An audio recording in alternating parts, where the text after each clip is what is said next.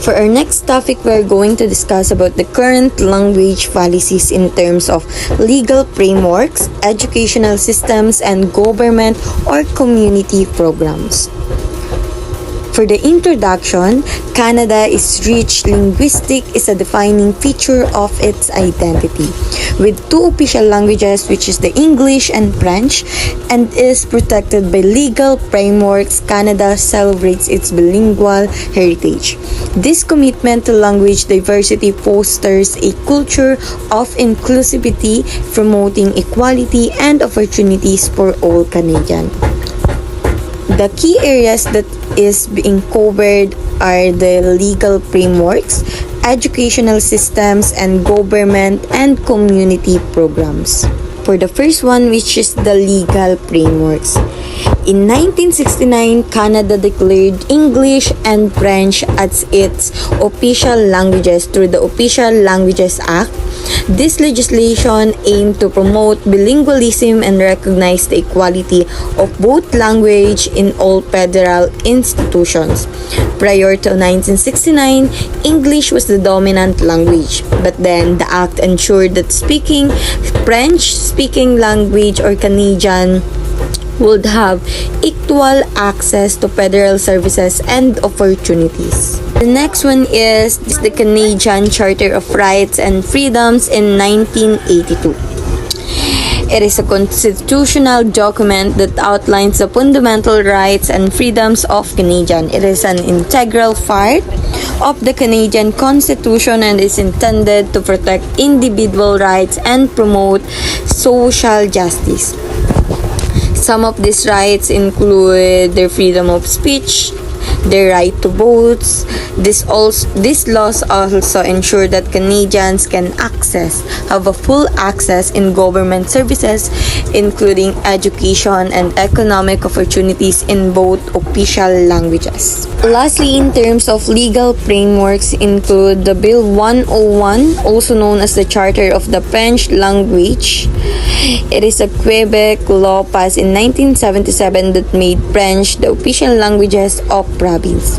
The second one is the educational systems. The Canadian education system is divided into 4 stages. The first one is the kindergarten or the early childhood education between 4 to 5. The second one is the primary or elementary education, ages 6 to 10, which is grade 1 to 5, focusing on basic subjects like reading, writing, mathematics, and science.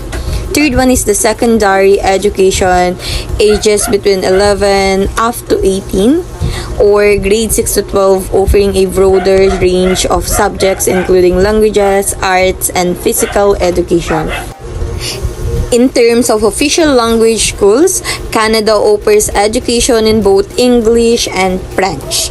Canadian education promotes multiculturalism, inclusivity, and diversity. They also extend efforts to improve education outcomes for Indigenous students. They also have the so-called French immersion, which is a popular educational program for English-speaking Canadians to learn and speak in French. In terms of legal rights, they have language rights in education, Section 23 of the Charter, which guarantees the right for children of linguistic minorities to receive an education in their first language, either in English or French. It is also well known that Canada's educational system is highly regarded globally, with a strong emphasis on equity, inclusivity, and academic excellence. The last one that I will discuss is all about the government and community programs. The first one is their federal government services that is accessible in both English and French, services like healthcare, justice, and social services. The second one is the settlement programs for immigrants, the language instruction for newcomers to Canada, or LINC programs help immigrants to learn English or French to integrate or communicate into Canadian society. They also have this so-called Reaching Home. Reaching Home is launched in 2019, a community-based program that aimed to prevent and reduce homelessness across Canada.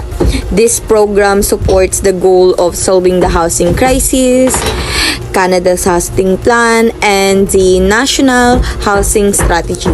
It provides funding and support to urban, indigenous, territorial, and rural remote communities to help them address their local homelessness needs. Lastly is the Accessible Canada, funding for projects that promotes accessibility and inclusion for persons with disability.